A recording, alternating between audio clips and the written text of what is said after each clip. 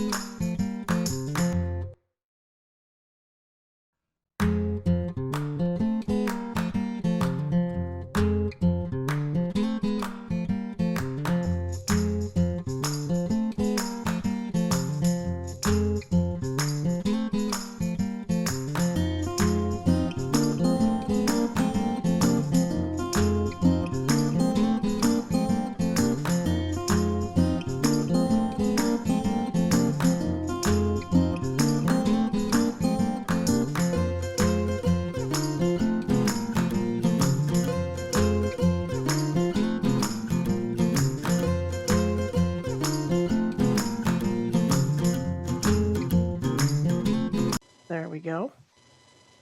And take it away, Mike and Bryan, then. Bryan will be the guy right now. All right. Thanks, Kitty. So I think I'll start by sharing a couple slides. Does that sound all right, Mike? Yeah, that works great. And Bryan, first, do you want to make an introduction to yourself? Yeah, and while I do that, Kitty, if you could allow me to share my screen, that would be great. Yeah, so I'm Bryan Brown. I'm an integrated weed management specialist is my title, and I'm with the New York State IPM program down in Geneva, and we cover the state of New York, and my position actually covers field crops, which I'll be talking about today, as well as vegetables, fruit, and ornamentals. Yeah, I guess generally I do a little bit of research, but mostly education, and try to help growers control weeds better, more effectively, and more cost effectively as well. One of the big things to me that stands out is the growers that can rotate their herbicides and rotate tillage and crops the most effectively are typically the ones that have the least problems with weeds. And so that's kind of a little bit of transition into what we'll be talking about today. And yeah, now I'll let Mike introduce yourself. Yeah, thank you, Bryan. I'm Mike Hunter, a regional field crop specialist here in Northern New York, along with Kitty O'Neill, my counterpart, and we cover the northern 6 counties here in the North Country of this part of the state. And again, a particular interest of mine is weed control, pest management, and weed control in particular there. And it's been great to be working with Bryan since he's joined the system here, and been a great partner in a lot of projects, research projects, and he's got a lot of great ideas and brings a different perspective rather to the table when it comes to weed control. It's got a lot of information and a good person to to speak with about weed control, because again, he goes above and beyond the chemical side of it as well. It's especially well known to us. So if you ever get Bryan in a coffee shop, start talking to him about cultivation, because he is really innovative on his cultivation stuff too. Thanks, Mike. So we're still working out. Yeah, I apologize, but I don't see, I don't have the ability to give you control of it, Bryan. Kitty? Pardon? Can you make me a co-host? I don't even see where to do that. Yeah, that would do it.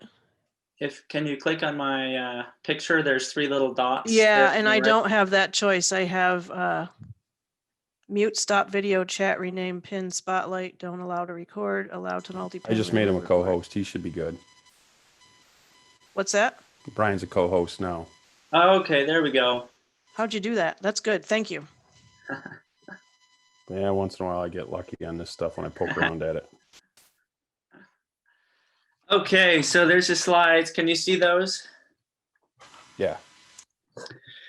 All right, so these are some slides actually from about a year ago from a talk I gave down at Soybean Congress with Mike Stanyer's event, but they're really still pertinent, and they were very timely for down in Western New York, as in this area we're getting more of these herbicide resistant weeds that are going to have to start thinking more about seed bank management.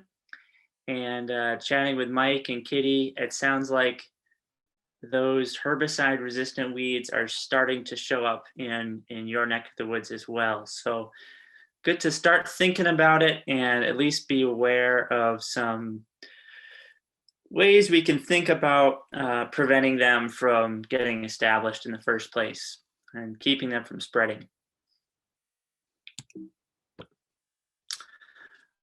So I love clean fields. This is just a beautiful soybean field, and I think that we all would like to see fields like this. But sometimes fields can get away from us, and this is a vegetable field, an onion field, where I actually purposefully let some of these plots let the weeds go to seed, and just to see what would happen. And so this was 2015, and there's a lot of lamb's quarters in that plot and some crabgrass, some pigweeds. And coming back the next year in corn, field corn, here's the same plot, and it's just overrun. 10 times as many weeds germinating and establishing in that plot. So I think we all know this, that you don't want to let weeds go to seed, and seeds can last a long time in the soil, but a lot of them, I think most of them in some cases, with some species, germinate the very next year. And so in many cases, what weeds you're looking at are largely due to what happened last year, where weeds went to seed or not. Just a little bit more on this idea of the number of weed seeds that are in your soil. This is something we call the weed seed bank. This is a project I was working on a few years ago where I took soil samples from different farms, and this is 4 different farms shown here. And I brought the soil samples back to the greenhouse and just watered those samples and encouraged germination. And there's a big difference in the number of weeds that emerge from different farms. And it turned out that some of these farms, they're looking at 2,000 to 4,000 seeds per square foot of soil. So just think about that, how many seeds that is in a square foot of soil. That's a lot. Whereas some on the other end only had 50 seeds per square foot. And given that a lot of weed seeds are dormant, not all of those are going to germinate every year. So there's a big difference there. And what it came down to in chatting with these farmers is that the 2 farms on the left, those were farms where weed control had gotten away from them a few years, and they had let a lot of weeds go to seed. Whereas the 2 on the right really, really try to not let any weeds go to seed.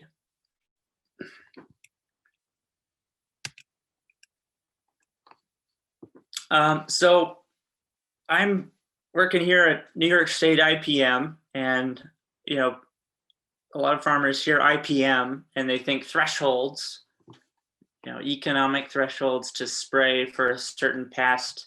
If you're below that threshold, then it doesn't make economic sense to spray for it. That's one of the main concepts of IPM, integrated pest management. But we don't really use thresholds in the same way for weeds. And the reason is that they produce a lot of seeds, and you can be under threshold. You can have not enough weeds to hurt your yields, but actually be shooting yourself in the foot for the next 5 or so years because of all the seeds that they produce. For certain crops, I think this was for corn, some university researchers came up with this threshold of 1 weed per 30 foot of crop row. And that's just to avoid a yield loss. But, 1 weed per 30 feet, if you're talking about letting that weed go to seed and getting 5 feet tall and putting on thousands of seeds per plant, that's millions of seeds per acre, and enough to really cause problems in the future.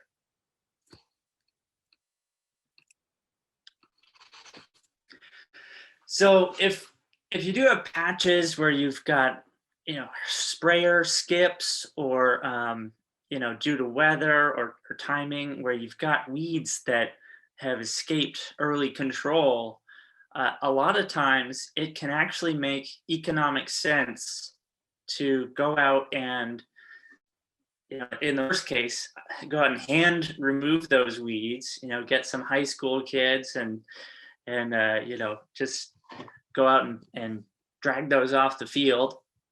Or if you can get them early enough, you could just mow that patch or till it in, or if you get it really early, you could perhaps do a respray of hopefully a more effective application.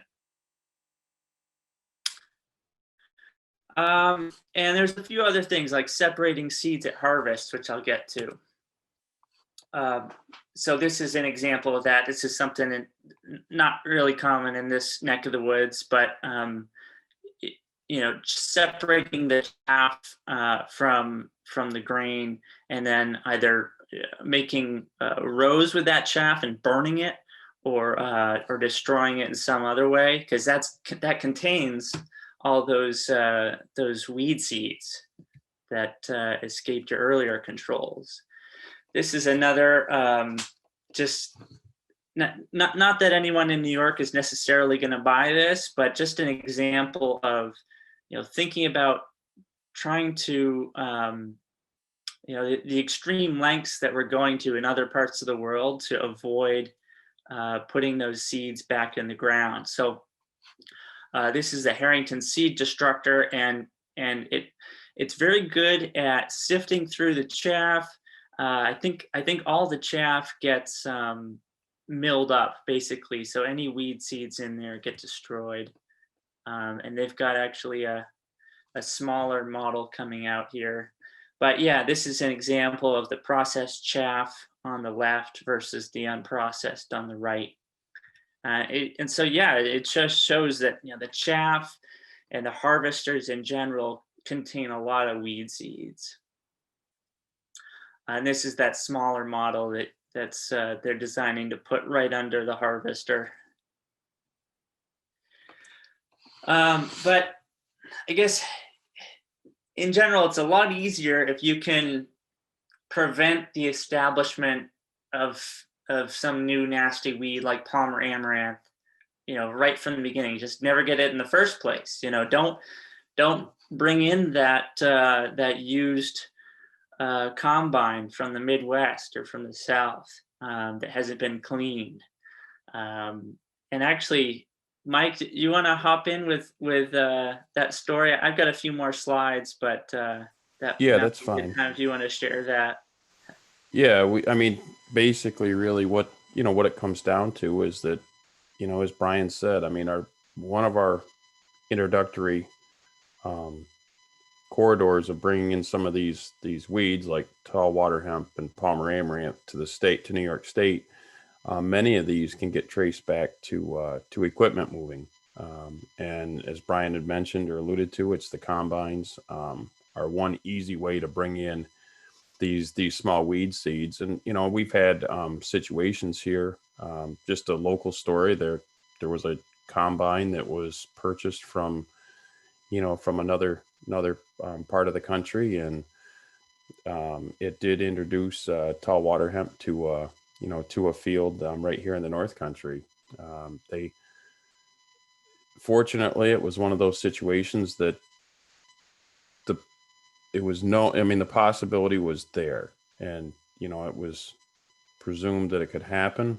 And fortunately, through some proactive scouting and really checking where that combine first started, when they first brought it in. They tried to do the clean out for it, but it's so hard to get every little bit of seed and chaff out of a combine. And so that's what it was. So we had a situation locally that we had with some experience, and then there's been some other farms that that I've talked with just recently in the last year or two also, that have brought in used equipment, and again, just shared the story with them that make sure that they are very, very diligent at scouting those fields where that first combine was first used on the farm.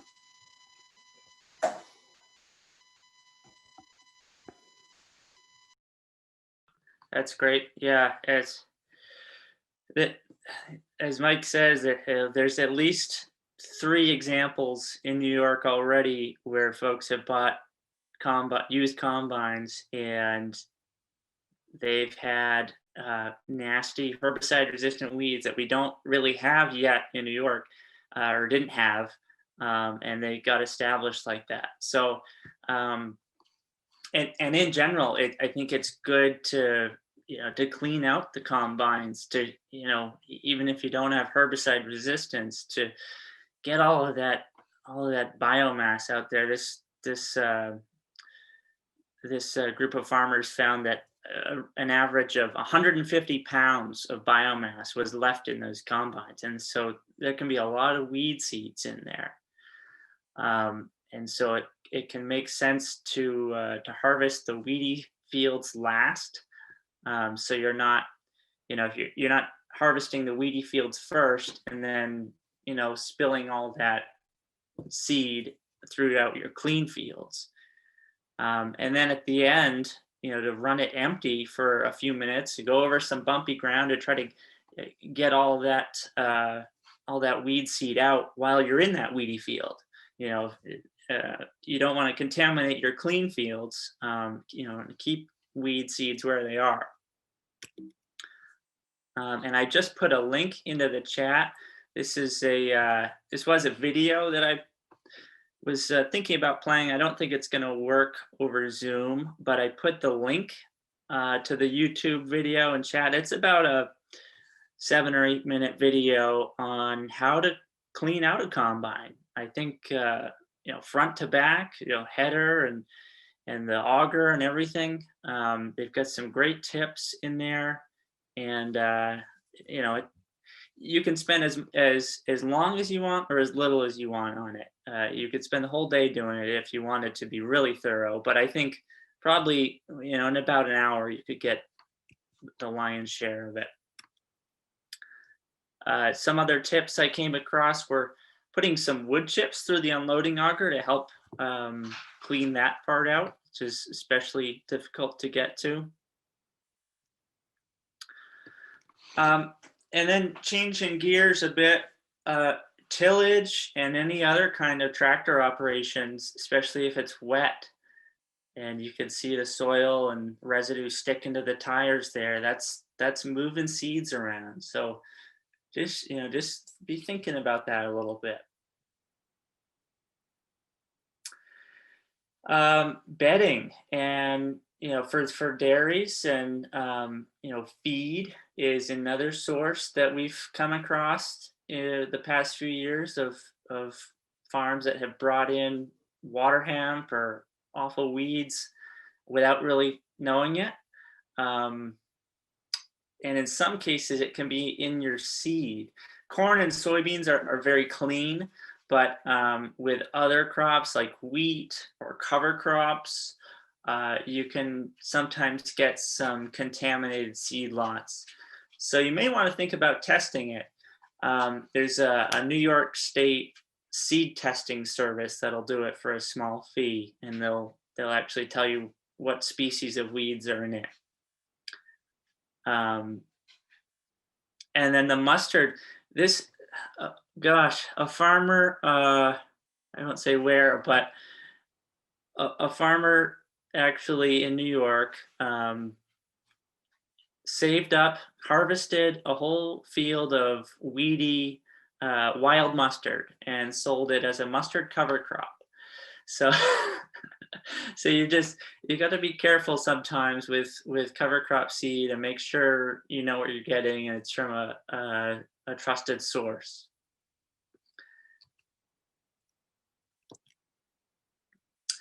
And if you're saving your own seed, or if you're buying bin run seed, or seed from someone who's saving it themselves, one thing to be careful of is with some of the bin run, you can get a lot of weed seeds in it, especially if they're similar size to the crop, like this wild radish and wheat. Borders, that can be an issue, I guess. Mike and I were talking earlier about horseweed, or mare's tail, it's also known as, and that's got windblown seed, and we're kind of scratching our heads that you can't really do much about that, because it's kind of a community issue. I mean, it's on the roadways, it's coming up the highway on the roadsides, and unlike most of our weeds that have seeds that drop straight to the ground, and we're the ones that are moving them, horseweed has this windblown seed that can go for, I think, a few miles. And unfortunately, it's likely resistant. Well, some of the populations anyway are likely resistant to glyphosate and ALS inhibitors. So you've got to be constantly vigilant about that, even if you don't think you have herbicide-resistant horseweed now. It's spreading very rapidly around the state, and it's a little bit out of our control as to who's going to wind up with it based on where the wind blows. But it is, one thing I will say is that it has such a small seed, because it has to be taken in the wind, that it has to germinate basically right on top of the soil. It can't be buried at all. So that's one of the main Achilles heels of horseweed, is that any kind of tillage, and it puts it too deep to really germinate.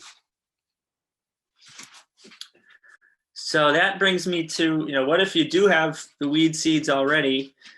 I mentioned tillage, and this is a pretty interesting study, actually, looking at, well, what kind of tillage are you doing, and where do the weed seeds actually go? And I think this makes a lot of sense, in that, moldboard plow, you're going to be flipping the soil, so anything that's any seeds right on the surface, they're going to go 4 to 6 inches deep. Whereas chisel plow, you're just kind of working them in a couple inches, and then no-till, of course, you're leaving them right on the surface. So this gives you some options as to how you want to approach the seeds that are in your soil. Say you have a really bad year, and or say you ran that used combine from Iowa, and you think you might have water hemp or palm amaranth seeds spread across your field. what do you do now? Well, you could moldboard plow it and put it down deep where it's unlikely to germinate, but then you can't really moldboard for a while. I'd say at least 5 years. Otherwise, you're just going to bring it right back up again. So if you're unable to avoid moldboarding or deep tillage for that long, you could go with no-till, leave it on the surface, and expose it to the elements where it's going to break down quicker. There's a lot of microbes that can break down seeds, and the sun and the freezing. And there's also mice and beetles that eat a lot of weed seeds. So they can eat up to 80% of those surface seeds. So that's nothing to sneeze at right there. So that could be a big help, leaving those seeds right on the surface. And then they're more likely to germinate first thing the next year, because the soil's going to warm up quick right on the surface there, and you might be able to get a big flush of germination before you even plant your crop, or you might delay planting to even get a bigger flush, and then control those with tillage or a burn down before you even plant. Okay, so that brings me to probably the best slide that I have here. This is a good news slide, and this shows that this is from a number of different researchers have shown this with various weeds, that weed seed viability, that is their whether or not they're still alive, goes down rapidly in the first few years usually, and then there's usually a handful that will survive a long time. But say you've got 100 seeds in that hit the surface in this square foot of soil, 50% of them are going to die in the first year or so for most of these problem weeds that I've got listed here: crabgrass, pigweed, lamb's quarters, horseweed. So this is what we call the half-life, when 50% of them die. And then another few years, another 50% will die. So this is good news, I think, because a lot of farmers think, the weed seeds, they're just going to last in the soil forever, and that's not really the case. They do die on their own. So if you're able to keep weed seeds out of your soil, then those weed seeds that are currently there will eventually die. So it is possible, and I've seen farms that have done this, and it's amazing, and they just have very few weeds that emerge because they're so on top of the weed management every year that it just gets easier and easier for them.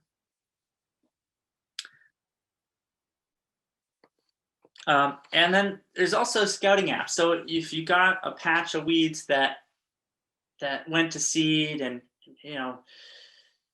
this is always a bad spot for you, you can map that and try to manage that a little bit differently than the rest of the farm, just as a side note. So that's all for the slides. I'm going to stop sharing. You want to add anything quick, Mike, or should we go to questions? Well, we can go to questions, but I do have a couple of things I will add, if I can. Okay. What do you need? Maybe any questions on these slides before I stop sharing them from the group? I'll look at the chat box. I haven't seen anything come up in the chat box, Brian. Okay. And do folks have the ability to unmute themselves, or? Yes. Okay.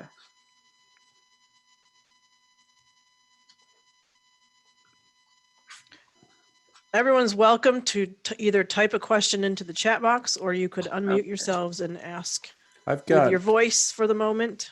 Yeah, Kitty, what I have right now, I just got a couple of quick stories I want to share that, listening to Brian's talk and kind of add on some of these anecdotal things that we've seen over the years and things to look at as we move forward. One big one is, as Brian talked about, with the weeds, seed, transport with harvest equipment like combines, tillage equipment, tractors, and in the mud. The big one that we need to look at, and again, not a weed topic, but just to bring everybody on the call tonight, soybean cyst nematode. We're starting to see a lot of positive samples of detected soybean cyst nematode now across New York State, and soybean cyst nematode is going to be primarily moved from field to field with soil movement. So that's its primary way it's going to move. So we have to be watching that as well. We have some fields now that are in the moderate to high range of soybean cyst nematode populations here in northern New York, and there's some other moderate levels of soybean cyst nematode that have been detected this fall and confirmed in other parts of the state. So we have that. We also, in soybeans, I think a lot of our soybean growers are aware, with the white mold. With white mold, we have to be vigilant at making sure that we're not transporting the white mold from field to field. So those are ones that if we have severe white mold situations, we recommend harvesting those fields last, again, so that we're not moving the white mold to other fields. Another, Brian mentioned, the water hemp, the palmer, in combines. Also mentioned the mare's tail and movement, windblown seed. Mare's tail can blow 50 to 100 miles pretty easily. And so we have the windblown seed. Another one that, just a personal experience from the home farm. We had, at the home farm, we had yellow nut sedge that was brought in, tracked back to a tile drainage contractor, where a tile drainage contractor came in, and it was associated, the introduction of the yellow nut sedge to the farm, with the tile drainage equipment. So again, that would have been something that was definitely not windblown, wasn't brought in by a combine. And also just recently having a conversation with a grower about soybean cyst nematode. And we were trying to think about all these. He had it on the farm in fairly high number in one particular field. And, he was mentioning that he thinks you think of your farm as a closed system. How did it get in here? How does that soil? So we talked about all these different ways. So we have to be mindful of that as we're bringing equipment from other places in, from your farm or from another farm, custom applicators, custom harvesters. We have to watch that on some of these particular, pests that could be in there. And it doesn't have to be weeds in particular. And another one that was mentioned was feed. Brian had mentioned the feed, animal feed. So whole cotton seed. We don't see as much whole cotton seed, I don't think, being fed as much to dairies as it has been in the past. But again, it still happens. And so whole cotton seed is going to be another way to move, in particular, some of these pigweed species like water hemp or palmer amaranth, because it's a particularly troublesome weed in the cotton fields in the Mid-South. And so as that cotton seed's brought in, there's a farm in central New York that didn't have any. They had tall water hemp that showed up on the farm, didn't know how it got there. Kind of goes through that checklist of, did we have any combine? No combines were brought in, and it came back possibly to animal feed coming in, or introducing it to the farm is a likely candidate there. Many years ago, 15 or 20 years ago, I had a farm, showed up at the house one night, and he says, "Look, I got a weed. I don't know what it is." It was around his manure pile. He had it was a tie stall facility. He had a manure pile, and he had this weed, and it was wild sunflower. And again, the wild sunflower, I had discussions with Russ Hahn about it, our weed scientist at the time, and I asked him and said, Russ, how do you think we got wild sunflower here to a small dairy farm in northern New York? Again, one of those situations, didn't, no equipment movement or anything, and again, possibly could have come through in a feed situation. So that was, those are just some short examples of ways we can move things from place to place, and how they become, and then they can become troublesome if we don't get a hold of it early. So that's my stories I had to share with it, just on, as to what Bryan had talked about. Great. And look at the chat. It looks like James Babcock has some questions. James, if you're able to unmute yourself, you could feel free to do that. Otherwise, you could put them into the chat. Hi, appreciate the time. We started out trying to do, we're not certified organic, but we tried to do mostly organic means, and that didn't work out so well. So reluctantly, I've switched to herbicide. Right now, we do veggies, and we have a small cornfield. Going to expand to another cornfield, operate 2 different fields.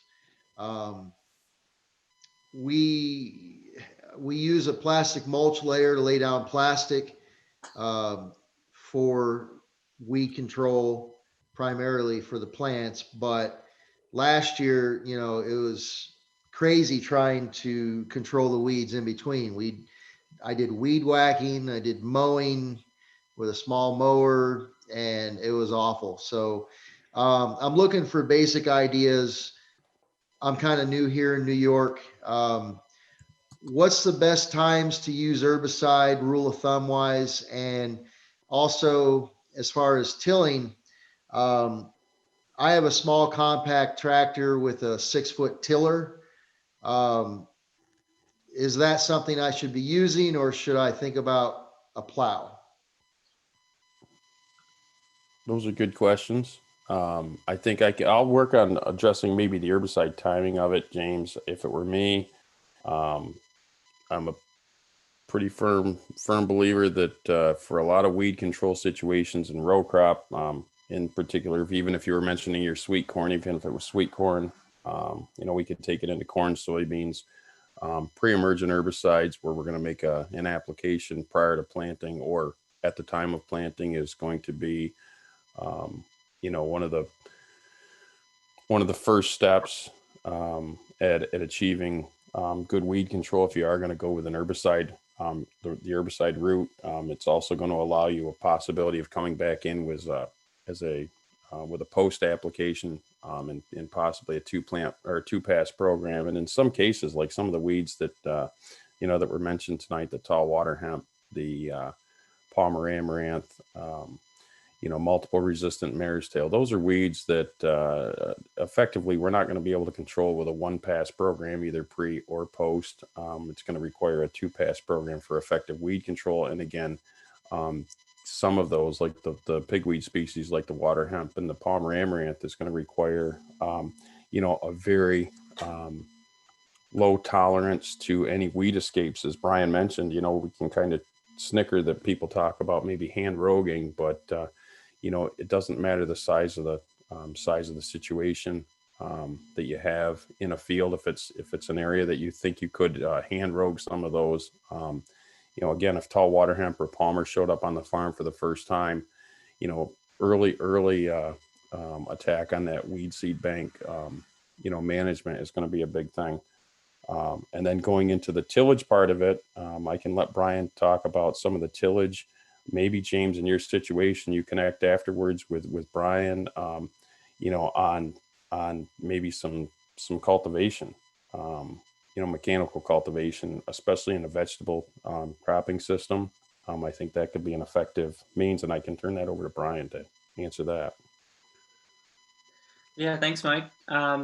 First off, on the herbicides, I put in a link to the Cornell Pest Management Guidelines, and I think that would be a good purchase if you don't get that already. I think it's about $35 for the vegetable one, and that's got all the not only herbicides but other pesticides and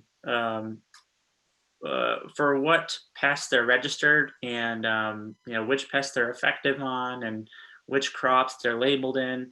I know in vegetables it can be a real challenge just to keep track of which products are labeled in which crop and the restrictions, you know, and how they interact with plastic. Some of the pre-emergence products you can use in conjunction with plastic, others you can't. But you know, as far as non-chemical weed control, yeah, as Mike said, cultivation is probably the go-to, in addition to the plastic mulch. So if you're able to cultivate between the rows of plastic, that's one option. Other growers will mulch in between the plastic mulch with hay or straw, or bring in a landscape fabric if it's fairly small scale. And then the question of the mold board versus the rototiller, I guess what kind of initial, you know, those are both fairly aggressive, you know, primary tillage tools. The rototiller, I think you could possibly set shallowly and plant right into and have a nice seed bed there, which a nice seed bed is also important if you're going to be cultivating later on. You want nice, smooth, level seed bed rather than, you know, if you were to mold board, it leaves very turned up soil that you have to come in later with secondary tillage with some kind of harrow or like a perfecta type tool. But yeah, I guess typically vegetable growers, even conventional growers, conventional vegetables will grow or will have a row cultivator that they can use after the pre-emergence products start to wear off.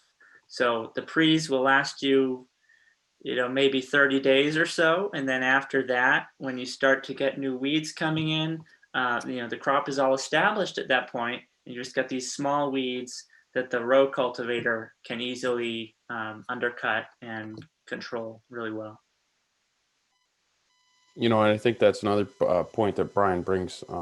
You know, when we talk about you know, the competitiveness of the crop that you're growing, a lot of times that, you know, again, I don't deal with the vegetable side of the fence, but, you know, looking across the fence, you know, you look at a lot of the vegetable crops that we grow that really, you know, they're grown in, you know, sometimes wider rows. They don't get really tall. There's not that row shading that we have. We look at like our, you know, our more of our standard field crops that we're growing, the corn, soybeans for field crops. You know, we see those differences. You look at just looking back at 2020, for example, our soybean crop here. And if you drive around and just do the windshield surveys of, you know, from the soybean fields, that, you know, just due to the nature of the growing season we had this year, our soybean crop, it took forever for our soybeans to really canopy. And it was late into the summer where we didn't even get row closure on a lot of our soybean fields. Fortunately, at the end of the season, we had reports of, you know, fairly good yields. But with that, you see some of the, you know, the lack of row closure. And then if you also drive, you know, and we saw a lot of later escaped weeds in soybean fields. We saw a lot of lamb's quarter came through late in the season. And so those were poking up through the canopy. Some of our annual grasses came through late in the season. You know, more of a, you know, it wasn't yield limiting, it, you know, in season for us. Harvest, yes, there were some harvest issues there. And so again, that's another thing that's important, is that, you know, that we look at doing the best we can to get the crop out of the ground that we're growing, crop out of the ground, get it up, get it to canopy, shade, you know, shade the rows. Because again, that's going to do a lot to help manage some of our weeds that we have.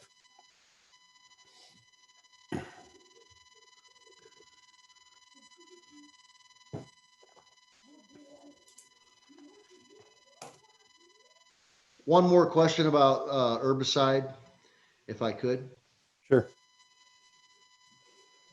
So this year, what I did is after I pulled up all the plastic and the field was done, I went through and I sprayed. You know, in the fall here, I sprayed, killed everything. So in the hopes that in the springtime, I'll go through, I'll spray again before I plant. And then, I'll apply my fertilizer, and then just spray everything and then wait and then plant. Does that sound like a feasible idea? When you say spray, James, I'm assuming is it just Roundup or glyphosate? Is that what you're looking at doing for total control? Yeah, that's right. It's a off-brand Yeah. Roundup. Yeah. So the answer is yes and no. Basically, timing of it, if you had perennials in the fall when you made those applications, the perennial weed control would be successful. If you had annual weeds in the fall that you sprayed, unfortunately, it's not going to do much for you. For this 2021 growing season, you're still going to have that issue to deal with because, this past fall, unless you had some, maybe it would, if they were getting close to maybe putting out some seeds, if they were that mature, possibly going to help with weed seed bank management, but their life cycle would have been done. So there's some other options that you could do or look at. And again, if you want, we can direct you again, as Bryan directed you to the vegetable guide. But yeah, we could give you some other additional resources if you want to. I can give you my contact information if you want, and we can sit down maybe and do or I could put you in touch with a vegetable person. If it's sweet corn, I can help you. I could do some with sweet corn, but if it's other vegetable stuff, we can put you in touch with some of our vegetable specialists to help with a different weed control program, because I'm not sure you're going to be happy with using just glyphosate and that or the Roundup or generic Roundups alone. And that also just brings me on to another thing too that we have to be very mindful of is, as we talk about the resistant weeds that we're dealing with or that we've mentioned, the palmer amaranth, the tall water hemp, and now this mare's tail or horseweed that that we have. I think that we have to be really careful at using again, where glyphosate or Roundup has a big place for us still a very useful product. But I think now every time that we're making applications to any of our crops, in season, if it's a pre-plant burn down, if it's a post-harvest weed control burn down in the fall, if it's an in-crop over-the-top use, of glyphosate, either with a shielded sprayer in between the rows, or if it's over the top of a glyphosate tolerant or Roundup ready crop, we have to really be careful that we're not using just that glyphosate by itself in the tank. And the reason is that you're putting so much selection pressure on the weeds, and it's going to not do anything to help us from stopping the the spread of potential glyphosate resistant weeds that we may be having. So we need something else in the tank. So it's these tank mix partners. So again, I don't think that we need to be using just single applications of glyphosate without something else in the tank. And that's just, and I talk to a lot of growers that say, well, I don't have resistant weeds on my farm. Well, not yet, but we're starting to see more and more now, in the North Country here, and the mare's tail is really, really beginning to become a problem here in the last couple of years. And so I'd certainly encourage you to just contact us, and we can really come up with more of a comprehensive program for you to do that. That reminds me of a Thank you. thought I was having as you guys were answering some of those questions. If you knew, Bryan and Mike, if you knew specifically a field or a farm had a particular weed challenge, you would probably tailor all the answers you've given to target that challenge, right? Yeah, oh, certainly. Yeah, it's going to be, I don't think we have really, there's really not a good way to say we're going to have a one size fits all for everybody, on a particular situation. So it's going to be a, prescription field by field. And we really need to look at doing that. And I think we're starting to see more and more people making those prescriptions field by field, Once in a while we do get some that just say, look, it's the same program across the whole farm. Again, from a, as, Brian had mentioned too about, the resistant weeds and rotating, your herbicide sites of action and the different herbicides and tank mixing. Those are all the important things that we have to look at. Because again, it goes beyond just, trying to, correct all of our weed problems with one particular herbicide mix.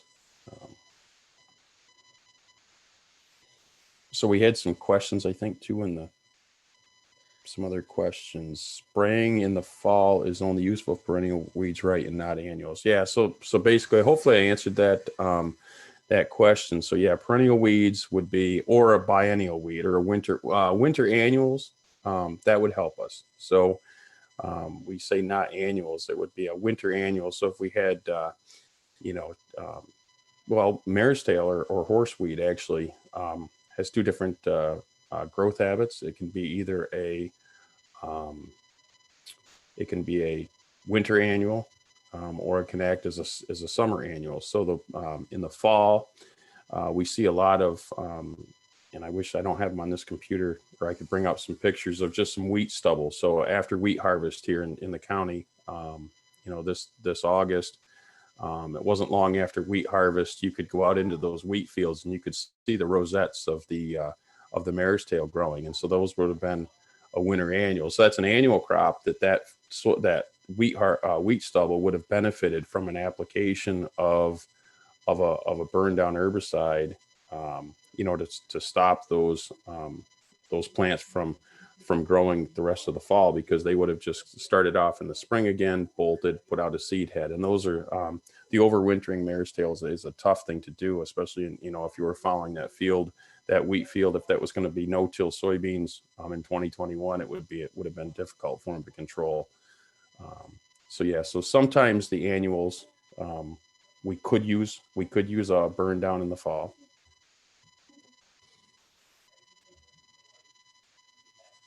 Hope that answered that question.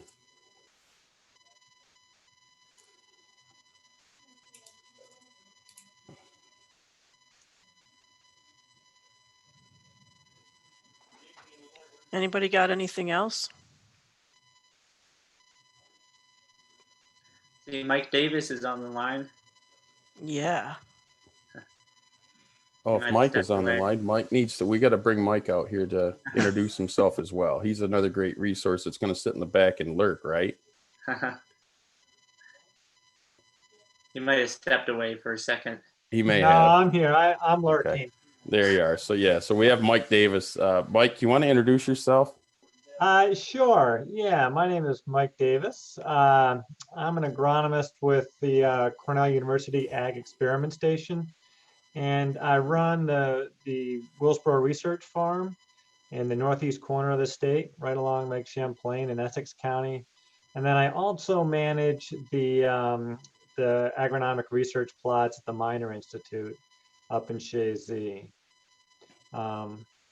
And do a lot of crop and soil science research, everything from nutrient management work to a lot of variety trial tests, looking at forage systems, grain production systems. We do some work with organic rotations. And then we also have a horticultural component that we do here as well, looking at various fruits and high tunnel production systems, things like that.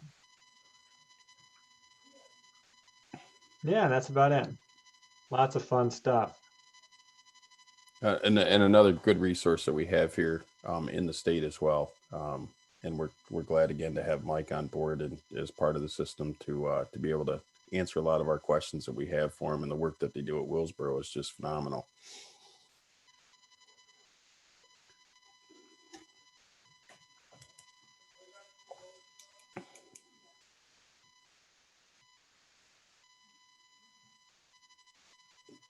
So I got a question for Kitty or Brian. Brian, do you have contact information that you'd be willing to share?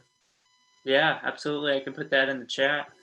Yeah, and I'll put my contact in as well. That would be a good idea. Yeah, and we should explain to the group that Bryan has statewide responsibilities working from in Geneva, right, Bryan? That's right. Yep. Working from the Geneva station with New York State Integrated Pest Management, Mike and I are both stationed in Northern New York as field crops and soils specialists. So we can be local resources, and then we drag people like Bryan into problem solving here and there as needed. Fortunately, great resource to have. Thanks, Kitty. I'll pay you later.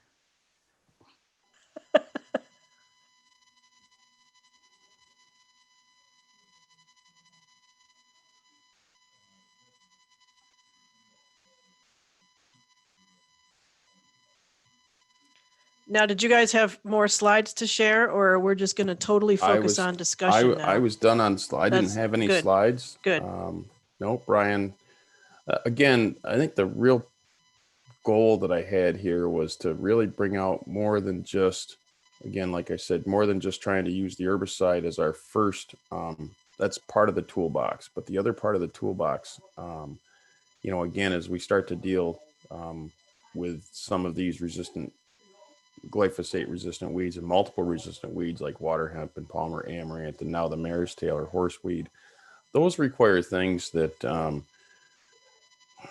that tillage is going to help us with. I mean, not to say that tillage isn't helping us with our lamb's quarter, our velvet leaf, and our milkweeds and our perennial weeds like milkweed, bindweed, horse nettle, those. But again, I think it's going to make make a little different approach. We look at multiple resistant mare's tail. I mean, just an example of why we have to take a totally different approach to that is that multiple resistant mare's tail, for example, if you had conventional soybeans, and we have resistant mare's tail that's there, we're gonna control that. We have to control it pre-emergence because we don't have any options post-emergence to come back over top of the soybeans with an herbicide to control it. If it was Roundup Ready or glyphosate tolerant soybeans, and we had multiple resistant soybeans, and when I say multiple resistant, it's resistant to Roundup, glyphosate group 9, and also likely going to be resistant to the group 2 herbicides. And we're learning that we have those populations as well in the state and here in the North Country. And so the multiple resistant mare's tail in glyphosate intolerant or Roundup Ready soybean is again, no post-emergent option that we're going to have if we don't control it pre-emergence. So we have to start looking at things a little bit differently. Again, the tall water hemp and Palmer amaranth, we talk about hand roguing. We talk about, fortunately, as Bryan mentioned, some of those are very short-lived in the soil. And again, I think we can do ourselves a really good justice by focusing a lot on the weed seed bank management of those weeds in particular. And if we had some, extra time there, I should have had some other slides to show you, we talk about Palmer and tall water hemp, but some slides of some of the trials that Bryan has worked with here in the state, in some of the populations where, there's a weed that, he showed his lamb's quarter in the onion field. And I mean, he could bring up some of those tall water hemp pictures and some soybean and corn fields and some of the trials that were done here in the state. And it's just, it'll really get your attention as to how prolific that weed can be, where it's almost, basically that there were situations where it was predominantly about the only weed present in the field. That's how aggressive some of these newer pigweed species can be. Yeah, it's scary. Anyone else have any questions or any weed problems or situations that you want to ask us about?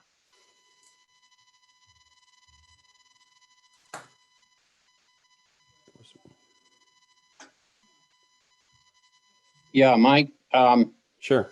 What about horse nettle is something that we're seeing more and more in the And so and you do tillage too, right? You're not Yeah. going away from the tillage yet, Dan. So Right. And You then know, the you've got the long-term tillage. rotation hayfields, it's showing up in real bad. Sure. Yeah. So horse nettle is a real problematic weed. Again, perennial weed. You know, I think if you want to say there's a plus side on it, Dan, is that it's not going to be found probably on your heavier, poorer ground. So it's going to be on your better ground. So it does show that you have some pretty good soils if you're going to have horse nettle, right? So you got to look at a bright spot there. But really, horse nettle, Dan, in a long-term hay crop. Are you seeing it in your soybeans and cornfield, or are you seeing it primarily just in your alfalfa and grass fields? We're starting to see a lot of it in the cornfields, Yeah. which Yeah. might be a matter of addressing what we're spraying with it. But Yeah, I and think then the that, long-term hayfields, we'll start to see it coming in the grass fields. yeah. So I think for me, if it were me, Dan, in a rotation where you're having you know, a forage rotation like you have on the farm with alfalfa and grasses, I would say that would be the opportune time, that last year of production before it goes into corn. You're going to have an opportunity to take down the horse nettle in the field. That's where I would address it, is that last year of grass production. And the reason I say that is that you're going to be allowed to use, you can use like a dicamba on it, you know, in, you know, midsummer. So you want to do it midsummer to late summer would be the timing of it. So your timing is going to be a little bit better trying to address it that last year in the grass. You can use a higher rate of dicamba on the grass field than you'd be allowed to use if you were trying to address it in the springtime on corn. The other issue you have in a cornfield is that, you know, you'll notice with horse nettle when it does come in, you know, and you guys are you know, use a pre-emergent corn herbicide program on your farm, and then it'll come in a little bit later. So it's going to require a 2-pass program because you're not going to control it pre-emergence. And even if you were going to try to do an early post-emergence application, sometimes the horse nettle is not emerged then. It comes in even later than that. And so sometimes it comes in late enough that, you know, the corn is tall enough that it doesn't afford us the opportunity to use like a high enough rate of dicamba. You're going to be limited at 8 ounces. So again, I would try to address that, Dan, in the last year of the grass rotation. Take care of the horse nettle there, and then, you know, tillage is going to be another thing that's going to help you as well.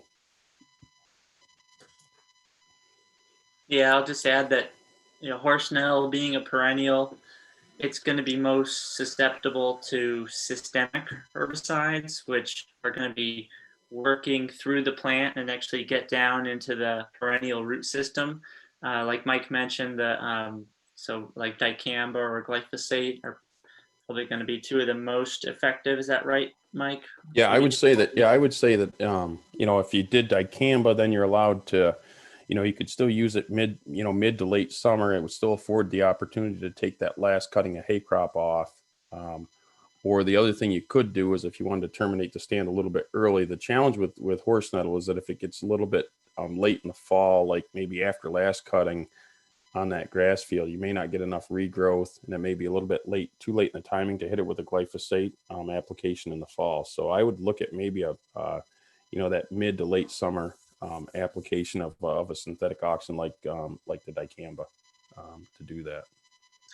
Yeah, and Mike asked about the tillage. It sounds like Dan's doing some tillage as well, because there's this very interesting shift that happens, is that when you're in a low tillage or a no tillage situation, you end up getting more perennial weeds because they can establish those deep perennial root systems and those extensive runners and rhizomes and everything.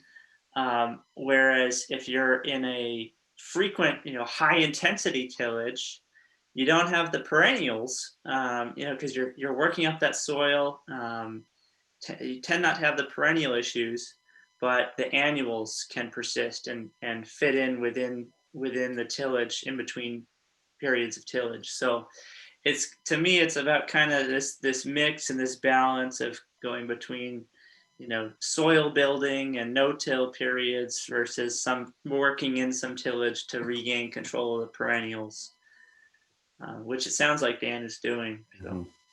Yeah, and then there was another question to follow up on that. If it's in a hayfield long term, not in a rotation, would a broadleaf herbicide be an option? And yes, that again would be true. And again, stay the same course with, selecting maybe a product, one of the dicambas possibly, to control that, in season, in a hay field. The other thing too that we can do in a hay field is some of these broadleaf weeds like horse nettle, milkweed. Those are weeds that, in aggressive, shorter cutting intervals, sometimes we'll see be an effective way as another method of weed control or weed suppression is a little bit more aggressive harvest. Sometimes in a grass hayfield situation, as we get, towards the end of its longevity, sometimes those fields turn into, maybe a 1 or a 2 cut system, and maybe not as aggressive as a 3 or 4 cut system like it might have been if it was early on in the situation. So some of our dairies are doing the 4 cut system, grass system, 3 to 4 cut grass system. But then as we move into some of these livestock production situations, or other production situations with grasses, perennial weeds can become a real problem because, maybe we're only getting it cut once, sometimes twice in a year. And then that's where the perennials will come in. That's where we'll see some goldenrod come in. We'll see the milkweed. We'll see, the horse nettle come into those as well.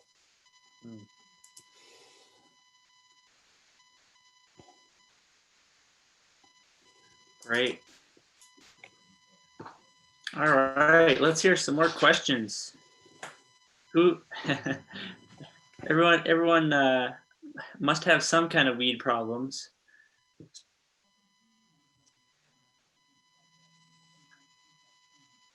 Do we have all row crop people on the call tonight, or are there people with pastures and hayfields and that sort of thing as well?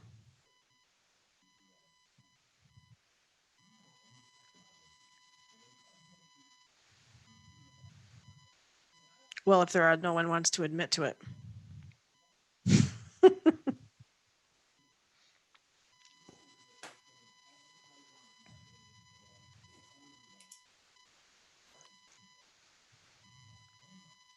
I think before we close, I do want to say that I think it's really important. I think it's really important for all of us to really, and it wasn't mentioned earlier. I think it's really important that we look at weed identification. We really need to properly identify some of these weeds. And the other thing too, again, we've talked, and I'll talk a lot, anytime you talk to me about weed control, it's that, early detection of some of these weeds that come into the farm. If we're starting to first see a weed that, hey, this doesn't look like it's something that we've seen before, what is that? And I think it's proper identification. And if you don't know what it is, there's a lot of good weed ID resources that we can direct you to. You can bring it into your local extension office. You can talk to your agribusiness supplier that you work with. And, it's again, proper identification to say, what is this? And, is this potentially going to be a problem if we don't control it now? So that's something. And there's, also we find sometimes people ask for, recommendations on how to control particular weeds, and it's not, it's not the weed that they thought it was. And so they're getting recommendations to control something that, and they're not using the right product on it or right method, or, whether it's a tillage or something. So anyway, so that's just something else that I do want to encourage people. Yeah. Weeds of the Northeast. That's a great book. So you have Weeds of the Northeast. So yeah. So yeah, good point, Mike. I should have mentioned that earlier. Weed identification is really critical, because if you don't know what you're dealing with, it's hard to manage. And each weed kind of has an Achilles heel that you can target. So it really helps to know what you're dealing with. And if you don't want to go out and buy Weeds of the Northeast, there's an app that I've been using called Picture This. And I'm just going to do a little experiment here. You can take a picture of the weed, and as long as you get it centered in the screen, Picture This should be able to identify it.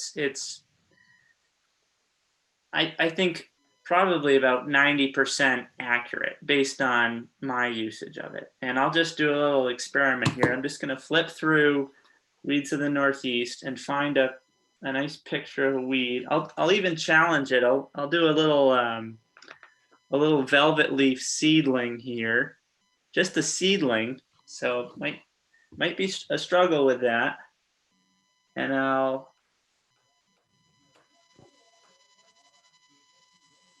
take the photo, okay, and it's identifying.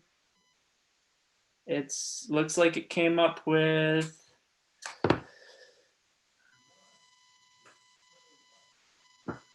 it proved me wrong. Yeah, so it was actually Virginia copperleaf, which it now says in the book. I thought it was a velvet leaf. So the app is more accurate than I am. So That's even good, huh? So, yeah. yeah. That's funny. Brian, Anyway. I wanted to mention I've used Google Lens a bunch lately in the same Mhm. way. And it's pretty good. And like Yeah. you're saying, like 90% of the time, when it's wrong, I don't know what we recommend to people, because everyone isn't going to know it when it's wrong. But it is pretty good. Okay. And is that just for plants, Kitty, or? No, that's for anything. You For could take a anything. picture of your Bugs. shoes and it'll tell you what model of shoes they are too. Bugs, yeah. Another weed guide. So the Weeds of the Northeast is a good one. Another one that's a relatively new in the last 3 or 4 years is the Weed ID Guide for Ontario Crops. That's one that you can Google search, and that's available online, and you can view it online. You can also order those, and that one actually works really well. Brian also had, he was holding his phone in his hand, but we all have these cell phones now, and these cell phones have very good cameras on them. If you can't do it through an app, take a picture of those weeds that you have in the field and a high quality picture, and you can email them, you can text them, you can send them to different people. And again, that's another one also that is a good way to do that.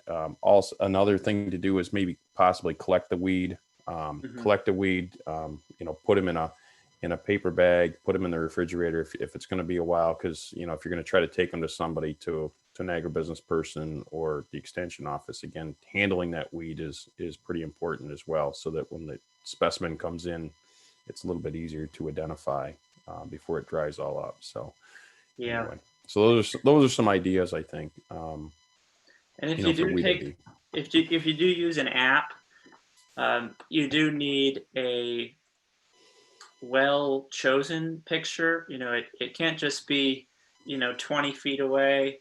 What's that weed over there? It's got to be close up, detailed, with a clear background. So it could be the front of your car or truck.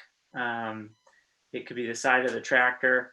Anything that's solid background, so that it can identify the shape of it, rather than just holding it in front of the field, would be the best.